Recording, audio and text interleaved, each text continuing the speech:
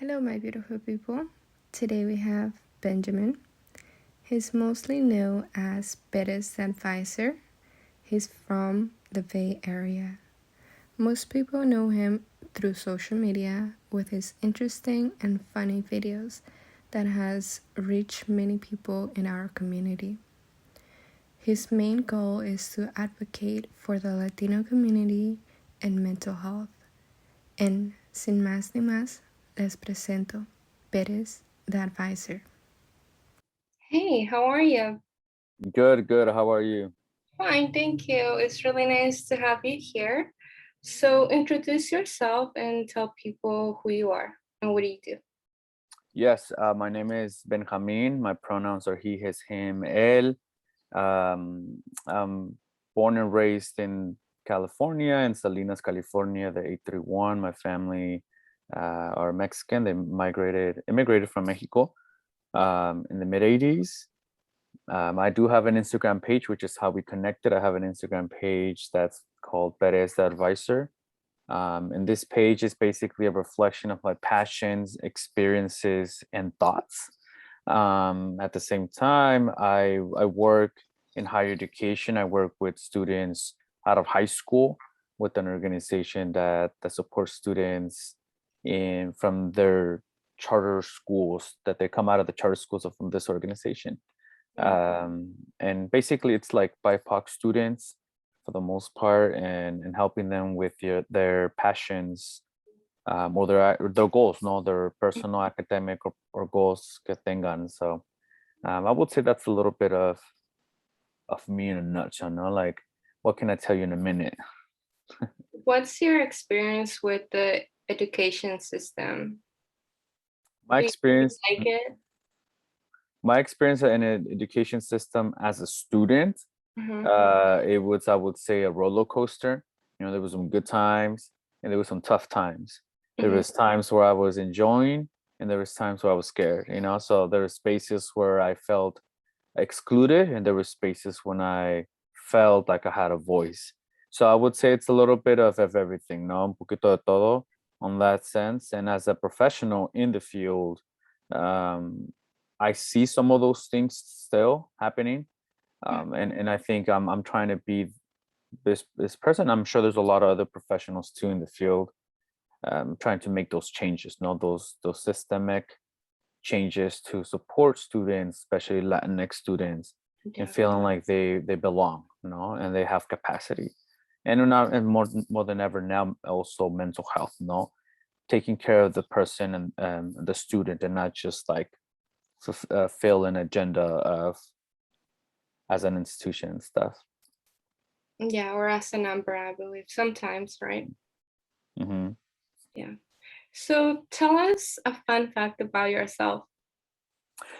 A fun fact about myself: I I didn't know how to swim for the longest. I love the ocean. Me encanta la playa. I love the pool. I love everything about it. I mean, I've mentioned in the previous interviews before that if I can retire somewhere, I would want to retire somewhere that's close to the ocean. I can't be taken away. Where I was born and raised, it's like 10 minutes away from the ocean. And where my family's from, both states where they're from, they're called playeros. See, that is Yeah. playera, so like it's right next to the ocean.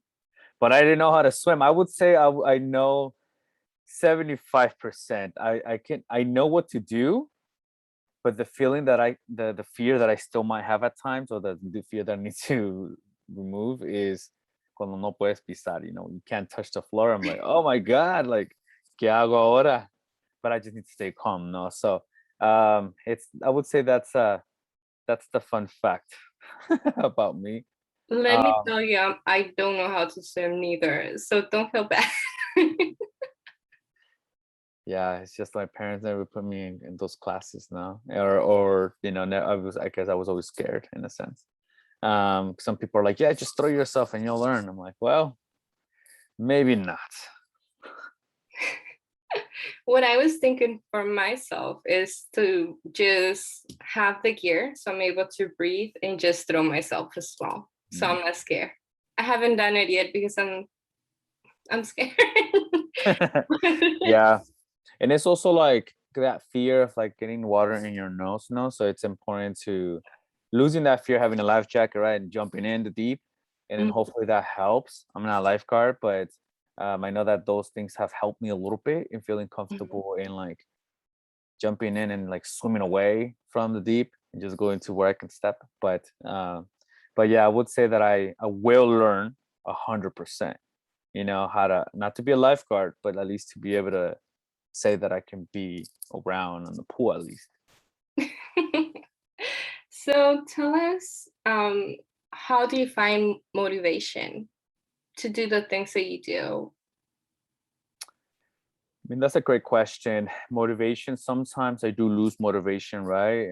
Por la vida, because of the situations that we're in, because of the problems, because sometimes you work so hard and then sometimes you don't see the results. But for me, like regardless of those times and those difficulties, the motivation I find is like in people, no? So whenever I work with my students, they inspire me. I always tell them, yo, like I'm here to help you out, but you're honestly doing more to me too. Like I'm here getting inspired by you, by your story, by your drive, by everything. No, so I think it's very important in building relationships with people. And all of my coworkers inspire me too by so their passions and what the way that they process things and how they show up at work, and obviously my family, my family Yeah. and my partner, my wife. So ella también, like every day, my family, like every day they all when they get up and they go to work and they do what they got to do and how they do it and providing everything, just all that. But the circle that I have, I'm in the middle of the circle that's around me, the few people that are around me that I really really trust. Like it's just a beautiful thing, no. And in regards to the social media page, the Perez Advisor page, what motivates me more than ever is like the people who share part of their stories within my post or sending me a private message. Yo nunca hubiera pensado, I would have never thought that I could be a person in the public that people can identify with or connect with or want to follow my journey or want to follow me, I guess. So it's been an experience that I've not taken lightly, because I think it's a big responsibility now that there's a lot of people who follow now. So, but it's a motivation in the people. I think that's the heart of everything. Yeah, I'm really interested in your work and what you do. I think it's really important because I don't see it as much, and I believe people need it. Yes, definitely. People need to be heard or seen. No, muchas veces, like I told you in the beginning of my academic experience or educational experience, there's many times where I felt like I wasn't heard or seen. Mhm. Like I didn't have a voice. So when I connected with people that allowed me to have that, I definitely connected. And I never forgot them. Nunca se me olvidó Mhm. those experiences. So I hope I can provide a little bit of that with my page, where people can feel like they're identified, where there's a safe space where they can share, where they can learn, where they can connect with others, and to see that they're not alone in whatever they may be experiencing. Because life is not easy, but also life is beautiful too. No, so we have to really touch on those experiences to connect with others, to remember that. No, it's just like I told you, whenever I lose motivation, I come back and I see and reflect on those that are around me, and then I get inspired again, to continue Mhm. doing what I do. That's wonderful. So, tell me what led you to start your page? Essentially, the page started así bien. Mhm. I would say a year ago. I've always had it for my students, so my Mhm. students can connect with me and I can like reach out to them or tell them, hey, like provide resources and stuff in a different way. Because students today, if you send them an email, sometimes that's not the most effective. No lo van a ver. I've had many students where they have like thousands of emails they haven't read, and I'm like, wow, you're never gonna see my email. So if I text them, it might be helpful too. But I think another cool, engaging way is social media. So I had that, and I would use it a lot. And then I would say last year I kind of remove the aspect of that it's work related, like my actual work, and I made it myself. I took away all the stuff from work and I kind of rebranded it. I still have my work one that I manage for work, but this one was more okay. I want to do things different now. I want to do things my own way and not feel like I'm being like monitored, I guess, by my work. So I revamped it, rebranded it to be just me. And the reason why I started is not because I wanted to do the work or say the things and express myself how I wanted, me as Benjamin, Perez, not Benjamin at whatever organization. No, it's Benjamin me. Yeah. So these are my thoughts, these are my experiences. And what the way that I thought that, or that I think I want to show up for people and being authentic and vulnerable and all that. So it started like that officially a year ago when I really started doing that. But throughout that 6 months from last year to December, empecé poco a poco to do that transition of slowly removing things and adding things that I wanted, personalizing it and learning how to do this, how to do that, how to market all this. And at the same time, a lot of people started following me. So at the time I had like 200 followers. And at the end, by like the time I got to December, I probably had like 100 more, like 300 something. And it was pretty cool to see that there was people who I didn't have no idea who they were started following me because the page was public now. And I started these Instagram lives. So after that, in January of this year is when I nació officially Perez the advisor. So that's when I really started thinking, okay, cool, I'm ready to try to be a resource for the community. For Yeah. anyone who can follow me is great, more than welcome, but especially my BIPOC folks and Latinx community, Latino community. Yeah. So how did you found the team for what you wanted to um, like your message basically? I Or think what it's inspires you to speak about those things? I when I revamped it, there was a purpose. Now, what's the purpose of me doing all this? Why am I going to be a resource to the community, to students in college? Porque, what am I going to talk about? I mean, that's not going to be here and be posting memes. So, like, what if that was be the intent? That's great, memes all the way.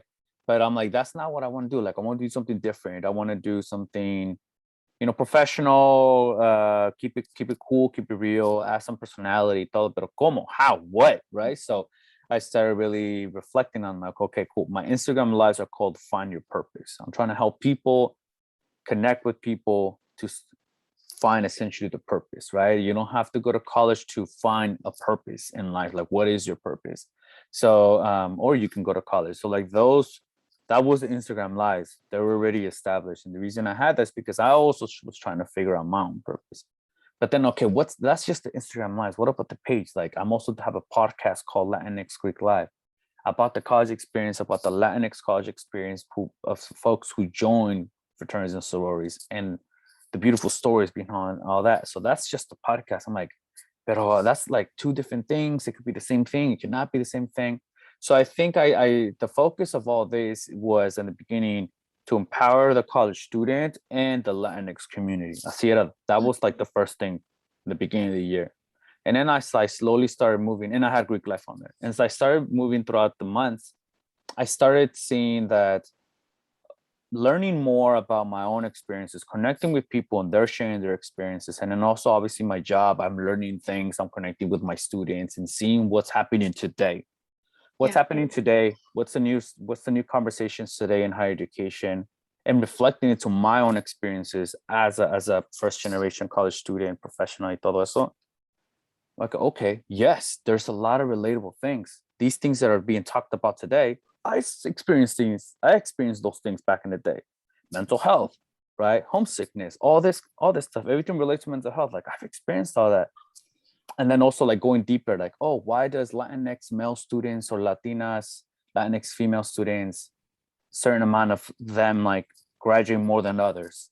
La Latina estudiante graduates much more higher percentage than the Latinx male. Like, well, it's not just because it's a lack of ambition or anything like that. This is deeper than that. It's like going into the student or the culture's like environment, their home, their circumstance. What's deeper? And I think about myself, and I think about my brothers, my cousins, my male cousins y todo eso, or my female cousins, why did they not go to college and why did they go to college? And it's not because they didn't have education ambition. There was other things, right? So I started talking about machismo, stuff that's relatable, gender roles, stuff like that within the Latinx community, right? Latino community.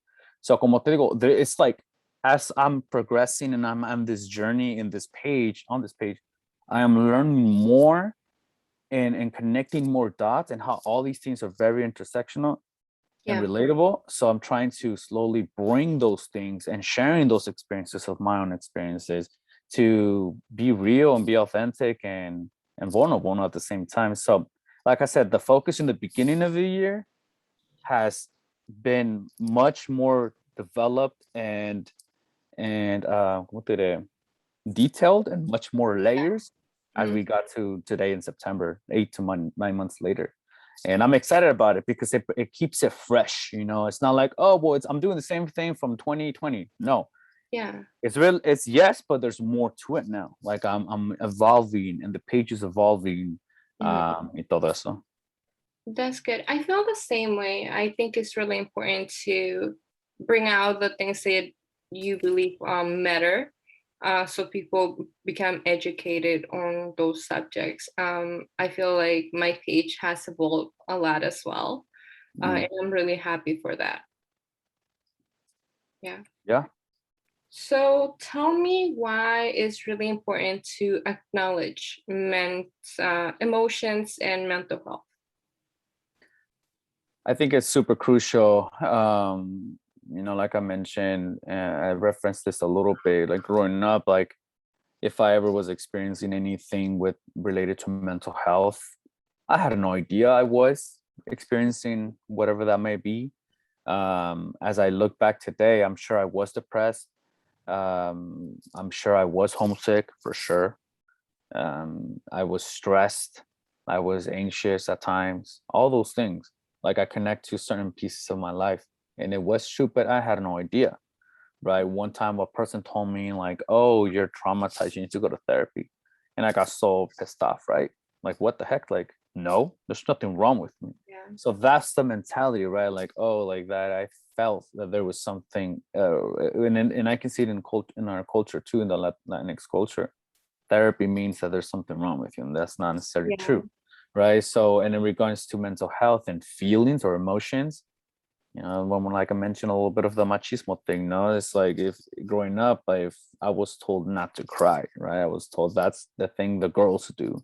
Las mujeres son las que lloran. So, you know, that gets like a little chip in our minds as guys, and you know, you grow up, and whenever I was experiencing the things that I just told you, I would never say anything. Or if I was really feeling like I was hurt, I wouldn't show that emotion. I would just show the emotion to protect the feeling of pain, which was the feeling of anger. You know, so eso me protegía from being much more vulnerable. So I think it's very important to acknowledge and change this idea that men shouldn't show any type of only emotion of anger and like other like being funny. Like, oh, guys can be funny, guys can be pissed off, guys can show like all this because it shows strength and leadership or whatever. No, también the men have to be able to feel comfortable and safe to show the other side of things. You know, it's okay. I've seen a lot of videos lately where people give the parents like a gift, like a truck or a house or tickets or whatever, and to the dad, and the dad shows emotion and cries. Yeah. Those type of videos get me emotional because I'm like, damn, like I never really saw that in my house, you know. And I also feel uncomfortable at times showing emotion, and even today, you know, I fight it. Even if I'm watching a movie, right? Está una parte when it's like, you know, pretty sad and stuff. I'm like, no, I am not going to. Even though my eyes are super wide, I'm like, mm-mm. So like, I still feel like discomfort at times, but I think it should be if you feel a tear, cry it out. No pasa nada, you know. Keeping those feelings inside is just like a ticking bomb. Y en algún momento vas a estallar, and that's not good.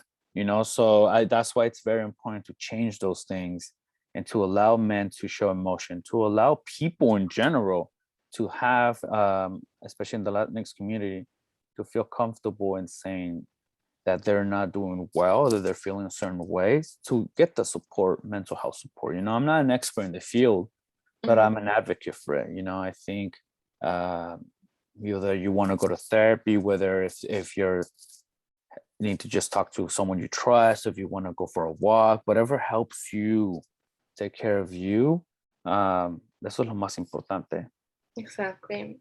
I'm really happy that you actually open up and tell people this because I believe it's really important, especially when it comes to the Latino community. We have learned this is just something that our parents got to learn and our grandparents got to learn, and it just got teach generation by generation, and we finally are able to deconstruct it and show our kids that it is okay to cry. It is okay for you to feel whatever you're feeling. It's important to speak out as well. And I'm happy that I'm in a generation that we're able to make the changes that are needed to be better people. Yeah, and like to feel just, poder desahogarse, I don't know how to explain that in Yeah, English, but just to be able to feel more comfortable in letting those things out, and yeah, just being the model. Excuse me, for me it's like modeling this change.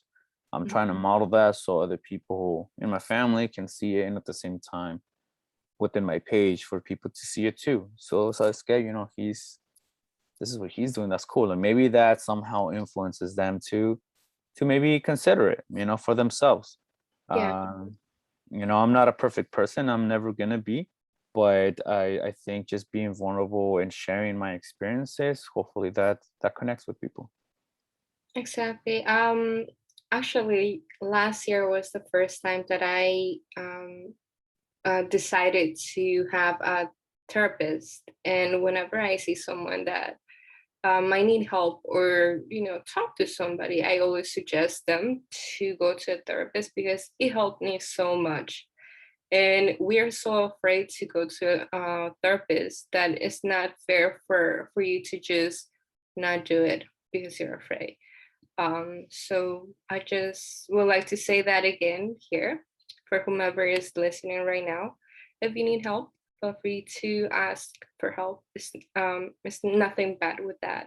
You're not broken. You're okay. You just need support.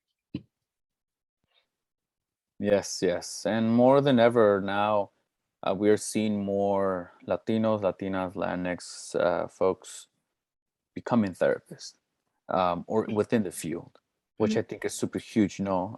This representation once again. Maybe, and the people might say, well, it's the person might not understand me because doesn't look like me or whatever. Um, I there's a lot now, and like bilinguals too. So in case like your parents or etc. So that's we're on a good path, I would say. Yeah. So what do you think about the uh, feminist movement? Do you think it's good or bad? What are your beliefs on that? The feminist movement, like in general, like in the Yeah, US or like in general. yeah, in general. For what I know about the feminist movement or what I've studied through, because my major was Spanish Chicano studies and Latin American studies, so I did learn a lot of like the feminist movement, a little bit of feminist movement in Argentina, in Mexico, in Ciudad de Mexico, Mhm. obviously here in the US. And I think that overall, some people have their own views on like feminists, oh, like this and that, right? So there's always like this dilemma, I guess. But for me, it's more of like this movement. Why did this happen? Why is this left? Why is there a need for a feminist movement? ¿Por qué? Mhm. Are the people who are saying, "Oh, what does this movement have?" Is it just guys? Saying that, like, why? Just to understand first, we need to understand why did this happen? Why did this start? Mhm. What changes are they asking for? you know. So I believe that this movement, like a lot of movements, are a cry for change. Maybe cry is not the best word, but it's like a need for change.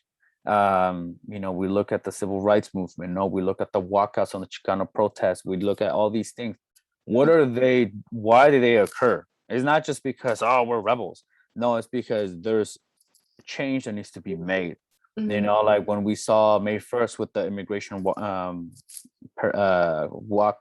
walks también, like in LA and stuff, like in Mexico 1968, Tlatelolco, and like what all these things happening, you know? So I think the feminist movement is one of those things, and it's the change that we need systematically and also as men, culturally, and as men, como yo, really reflect of like what privileges have I had, what privileges have my father or my grandfather, and so the men in my culture have had, that my mom or the females in my family have not had, and or have been stripped away from. So what changes do I need to make internally?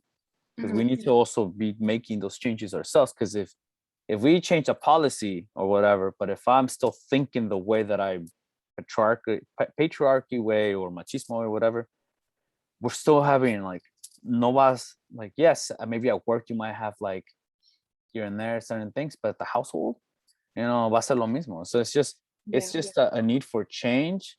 And it's something that, like I said, we need to really understand why it started and what they're asking for and what changes systematically, personally, and culturally we need to do. Exactly. Yeah, you're right. Um, I have mixed feelings when it comes to the movement, but I do believe that it is for a good reason as well.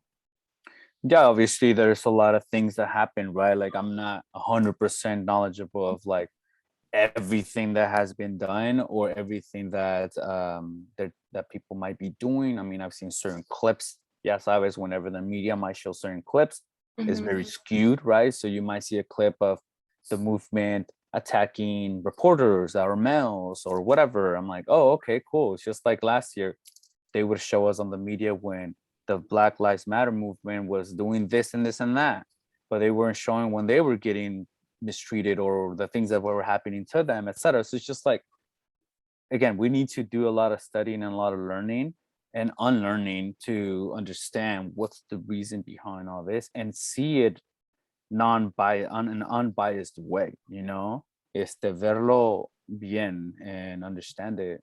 And yeah, certain things you might not agree with it, certain things you may agree with it. I think at the end of the day, there's like I said, a lot of learning and to do, no, which it starts with me because like I told you, I don't know it 100%, but it's something that I am somewhat familiar with it. Mhm. I mean, I think it's time for us to speak about the tough, I mean, to ask the tough questions and just try to fix our society. Yeah, honestly, like it's tough because, you know, like I think it just happened recently in Texas where I think abortion was banned or something like that. I haven't really read it, pero it's things like that, right? Like It's in how am six I? weeks. Yeah. They women will not be able to get an abortion if it's more than 6 weeks, but literally women will usually will figure out that they might be pregnant around that time. So Mm, it makes 80% of the women, um, pues va a ser difícil para ellas que obtengan la aborción si mm, es que no están in that time limit. so like if it's like 7 weeks, oh, you have to keep the baby now. Mhm. Um, Yeah.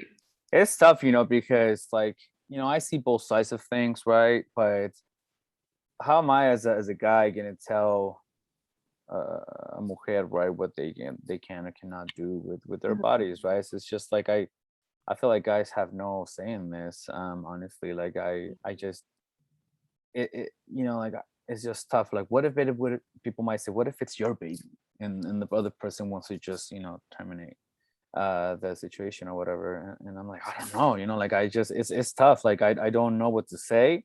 I know that a lot of situations people are pregnant not because they ever wanted to, right? There was unfortunate circumstances, right? Which we can talk about, like las cosas que muchas veces siempre les pasa a las mujeres, right? Throughout history, and like, how are you going to force someone to have a baby where there's from a traumatic experience, so I don't know, it's tough, but it's stuff like that is what I'm saying, things like that it's like that sometimes these movements are asking for change, and I don't know, it's tough because the people in power are the ones who make the decisions for the rest of us, as much. That's why it's important to try to find our voice and speak up and vote. And sometimes when voting and all that stuff doesn't do anything, that's when we have these things, like when it's like it's there's enough is enough. And like I said, like with una mujer, throughout the history, they weren't allowed to work. I think recently I went to church, in el sermon from the priest, he was saying that he was talking about marriage or something like that, and then he was saying that la mujer, how did he say it? Que la mujer tiene que servir al hombre or something like that, and the man should just love their wife. And I was like, interesting. So I'm like, so a wife should serve the man, but the man is just there to love the woman. I'm like, very interesting. It's very interesting, the sermon. I understand, like, I don't want to be like attacking religion or anything like that, but it's just like, where do people get these foundations of, ¿cómo te digo? Estas mentalidades. ¿De dónde vienen estas mentalidades? Is it because of the church? I'm not saying religion, I'm saying the church. Es una cosa muy diferente.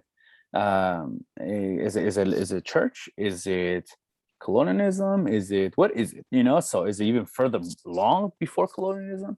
No sé. So it's just cosas así where people getting, I don't want to say brainwashed, but where are they learning these things? So como lo de la aborción, que es lo que primero tiran ahí, right? So so it's just like it's tough.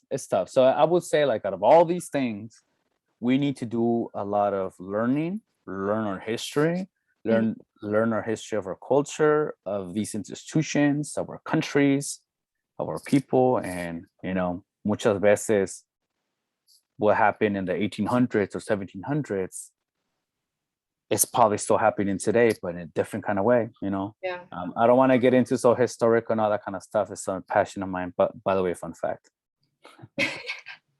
Well, same. I actually do feel passionate about religion.